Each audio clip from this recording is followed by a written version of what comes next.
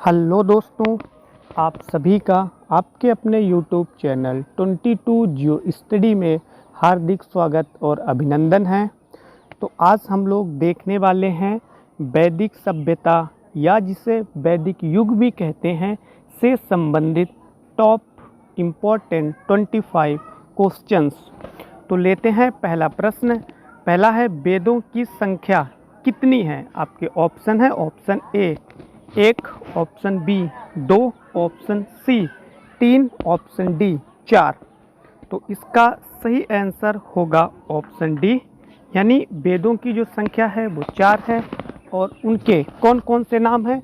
तो ऋग्वेद जो कि सबसे पुराना वेद है, उसके बाद में यजुर्वेद, और उसके बाद में सामवेद, और जो सबसे लास्ट वाला है या हम जिसे सबसे नया कह सकते हैं उसका नाम है अथर्ववेद।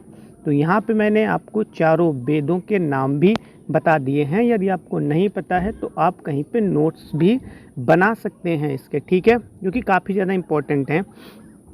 फिर दूसरा प्रश्न है, सबसे पुराना वेद कौन सा है? अभी जो बताया था तो उसका आंसर आप सभी को पता ही चल गया होगा, लेकिन फिर भी आप आंसर दें। ऑप्शन ए है ऋग्वेद, ऑप्शन बी है सामवेद, ऑप्शन सी है यजुर्वेद, ऑप्शन डी है अथर्ववेद। तो इसका सही आंसर होगा ऑप्शन ए, यानी कि ऋग्वेद, जो कि सबसे पुराना वेद है। और कुल कितने वेद हैं? तो कुल 4 वेद हैं, ठीक है। फिर नेक्स्ट है प्रश्न 3, ऋग्वेद में कितने मंडल हैं? Option A 5, option B 10, option C 12, option D 15। तो इसका सही आंसर होगा ऑप्शन बी, यानी कि 10 मंडल हैं। और सूक्ति कितनी है? तो ऋग्वेद में 10 मंडल व 1028 सूक्तियाँ मिलती हैं, ठीक है। तो ना कि सिर्फ आपको मंडल बल्कि सूक्तियाँ भी याद रखनी हैं। फिर है प्रश्न 4, गायत्री मंत्र का उल्लेख किस वेद में है? तो गायत्री मंत्र का उल्लेख किस वेद में है? Option A Rigveda, option B Samaveda, option C Yajurveda, option D Atharvaveda. तो इसका सही आंसर हो जाएगा ऑप्शन ए, यानी कि ऋग्वेद में गायत्री मंत्र का उल्लेख है। और यह जो मंत्र है वह ऋग्वेद के तीसरे मंडल से लिया गया है। इसका मतलब है कि जो गायत्री मंत्र है वह ऋग्वेद के तीसरे मंडल में है। और इसके रचयिता कौन है? तो इसके रचयिता विश्वामित्र जी हैं। साथ में आपको जिसने गायत्री मंत्र को लिखा है उसका नाम भी याद रखना है, ओके। सो नेक्स्ट 5वां, गायत्री मंत्र का उल्लेख ऋग्वेद के किस मंडल में है? अभी जो बताया था वही आ गया है। तो ऑप्शन ए है 1, option B 2, option C 3, option D 4। तो इसका सही आंसर होगा ऑप्शन 3, जो कि अभी मैंने जस्ट ऊपर ही बताया था, ठीक है। और फिर से एक बार रिपीट कर लेते हैं। तो गायत्री मंत्र के रचयिता कौन है? तो विश्वामित्र इसके रचयिता हैं। या फिर प्रश्न ऐसे आ जाए कि जो ऋग्वेद का तीसरा मंडल है उसके रचयिता कौन है, रचनाकार कौन है? तो कौन हो जाएंगे? विश्वामित्र। मैं साथ साथ में जो इम्पोर्टेंट फैक्ट्स हैं उनकी व्याख्या भी आपको बता रहा हूँ, तो व्याख्या को भी आपको सुनना है।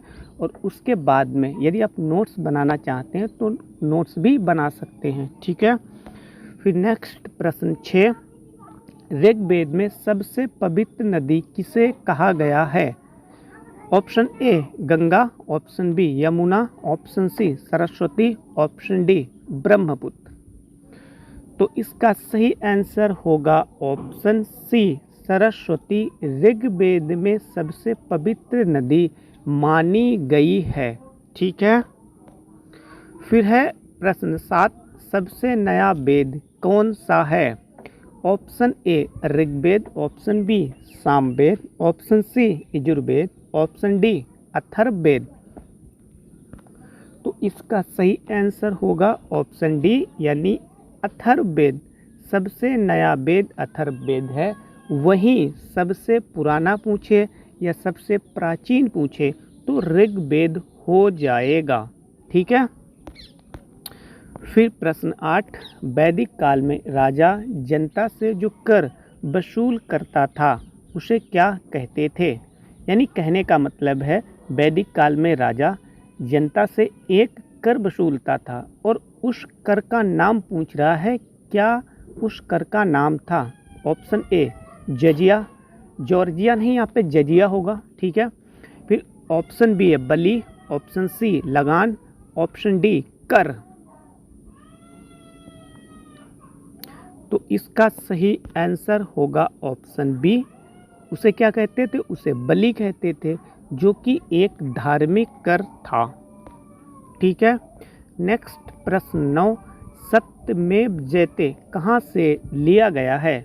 Option A Rigveda, option B Shatapatha Brahmana, option C Yajurveda, option D Mundaka उपनिषद।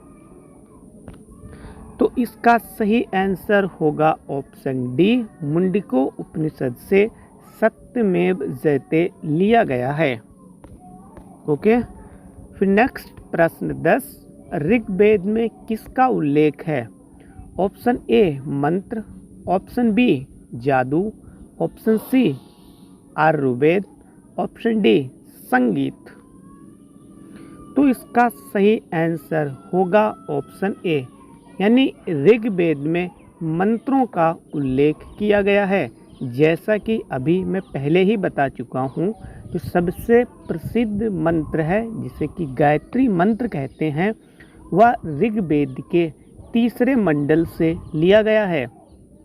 इस प्रश्न का आंसर यदि आपको डायरेक्ट नहीं आता है तो इसका आंसर आप डायरेक्टली निकाल सकते हैं। कैसे? क्योंकि यदि आपको इतना पता है जो गायत्री मंत्र है वह ऋग्वेद से लिया गया है, तो फिर बेसिक सी बात है मंत्र यहाँ पर भी दिया गया है, क्योंकि बिल्कुल सही आंसर होगा, राइट आंसर होगा। ठीक है। फिर प्रश्न 11, ऋग्वेद में कुल ऋचाओं ब्रैकेट में मंत्रों की संख्या है। यहाँ पे जो ब्रैकेट में मंत्र लिखा हुआ है, इसका मतलब जो ऋचाओं लिखा हुआ है, ऋचाओं का मतलब है यहाँ पे मंत्रों से। तो कुल कितने मंत्र हैं ऋग्वेद में कह रहा है? Option A 10,000, option B 10,500, option C 11,600, option D 10,600। तो इसका सही आंसर होगा ऑप्शन डी, यानी 10,600 ऋग्वेद में कुल मंत्रों की संख्या है। ओके। फिर से प्रश्न 12, सामवेद में किसका उल्लेख है? ऑप्शन ए मंत्र, ऑप्शन बी जादू, option C Ayurveda, option C संगीत। तो इसका सही आंसर होगा ऑप्शन डी, यानी कि संगीत। जो सामवेद है उसे भारत में संगीत का जनक कहा जाता है, क्योंकि जो संगीत है उसकी उत्पत्ति ऐसा माना जाता है सामवेद से ही हुई है। इस प्रश्न को यदि आप इंडायरेक्टली करते हैं तो देखना कैसे करेंगे। तो अभी हमने पढ़ रखा है ऊपर कि जो मंत्र है वह किससे लिया गया है?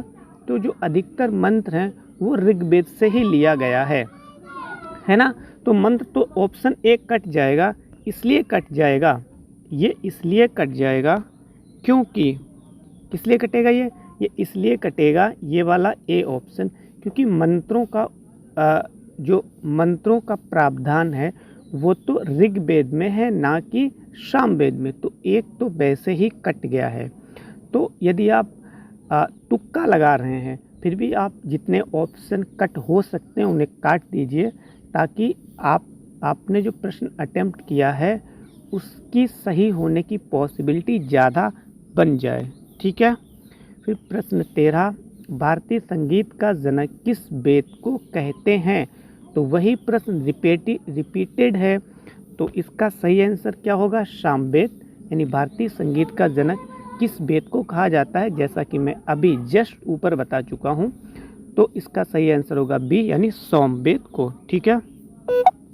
प्रश्न 14, यजुर्वेद में किसका उल्लेख है? ऑप्शन ए मंत्र, ऑप्शन बी कर्मकांड, option C Yajurveda, option D संगीत। तो इसका सही आंसर होगा ऑप्शन बी यानी यजुर्वेद में कर्म कांड का उल्लेख हमें मिलता है। यदि आप इसका आंसर आपको डायरेक्ट नहीं पता है तो कैसे लगा सकते हैं? तो वही एलिमिनेशन मेथड जो कि बहुत ही बेहतर है। देखिए मंत्र आंसर नहीं हो सकता क्योंकि हम पढ़ चुके हैं जो मंत्रों का उल्लेख है वो ऋग्वेद में है, लेकिन यहाँ पे तो बात यजुर्वेद की हो रही है। संगीत के बारे में भी हम अभी पढ़ चुके हैं क्योंकि संगीत का उल्लेख तो हमें सामवेद में मिलता है। तो दो ऑप्शन आपके कट गए, यानी ये तो आंसर नहीं हो सकता है। तो फिर ऑप्शन बी या सी में से कोई एक सही होगा, लेकिन कौन सा सही होगा? तो ऑप्शन बी यानी कर्म कांड यजुर्वेद में जिनका उल्लेख मिलता है। ओके। सो प्रश्न 15, अथर्ववेद में किसका उल्लेख है? ऑप्शन ए मंत्रों का, ऑप्शन बी रोग निवारण व जादू टोना, ऑप्शन सी कर्मकांड, ऑप्शन डी संगीत। तो इसका सही आंसर होगा ऑप्शन बी यानी रोग निवारण व जादू टोना। ठीक है। फिर प्रश्न 16, उपनिषदों की संख्या कितनी है? Option A 4, option B 68, option C 108, option D 12। तो इसका सही आंसर होगा ऑप्शन सी 108, जो कि उपनिषदों की संख्या मानी जाती है। प्रश्न 17, उपनिषद को अन्य किस नाम से जाना जाता है? Option A Veda, option B Vedanga, option C Vedanta, option D Purana. Vedanga और वेदांत दो ये अलग अलग शब्द हैं, इनका मतलब भी अलग अलग है, इसीलिए आप इन्हें सही से देखें। ठीक है। तो इसका सही आंसर होगा ऑप्शन सी यानी वेदांत। फिर प्रश्न है 18, वेदांगों की संख्या कितनी है? Option A 4, option B 6, option C 108, option D 12। तो इसका सही आंसर होगा 6। वेदांगों की संख्या कितनी है? 6।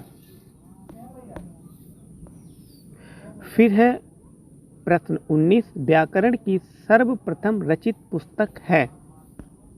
Option A Mahabhashya, option B Ashtadhyayi, option C Yajurveda, option D Rigveda.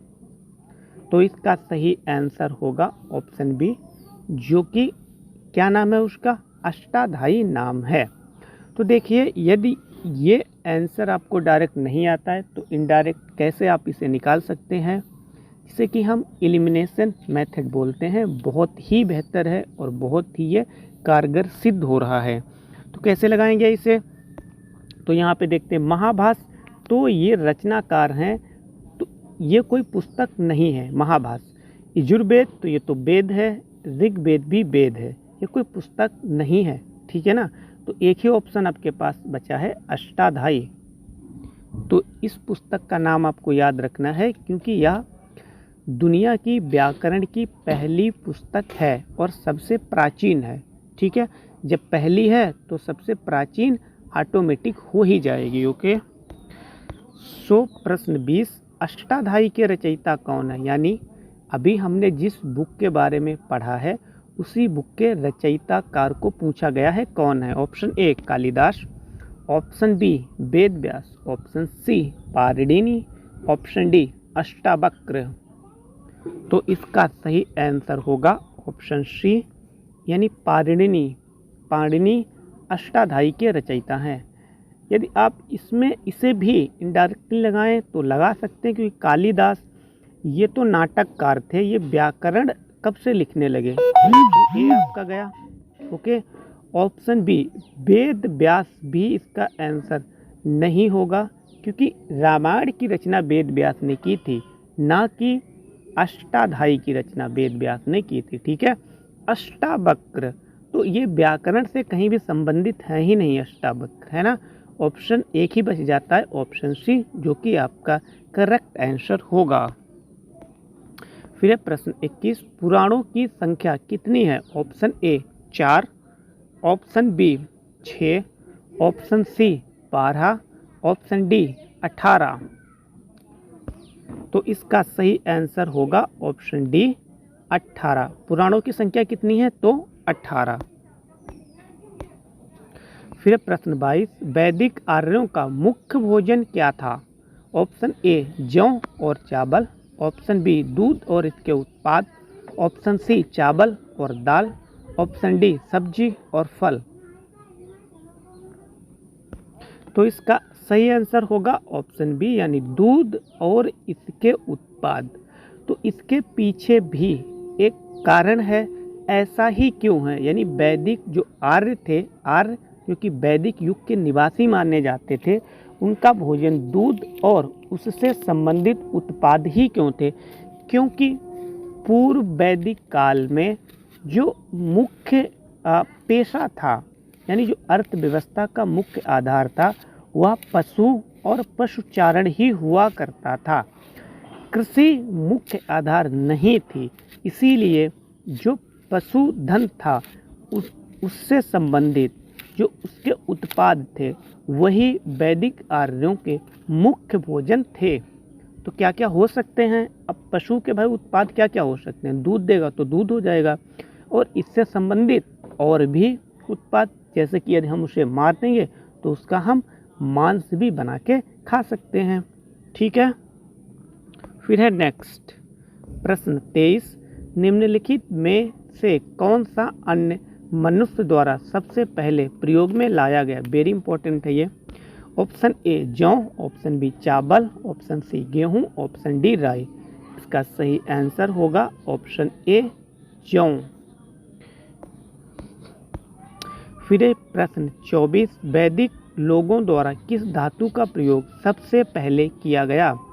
Option A लोहा, ऑप्शन बी तांबा, ऑप्शन सी सोना, ऑप्शन डी चांदी।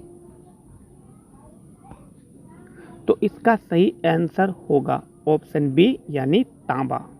देखिए, लोहा जो है वो पूर्व वैदिक काल में लोहे की खोज नहीं हुई थी।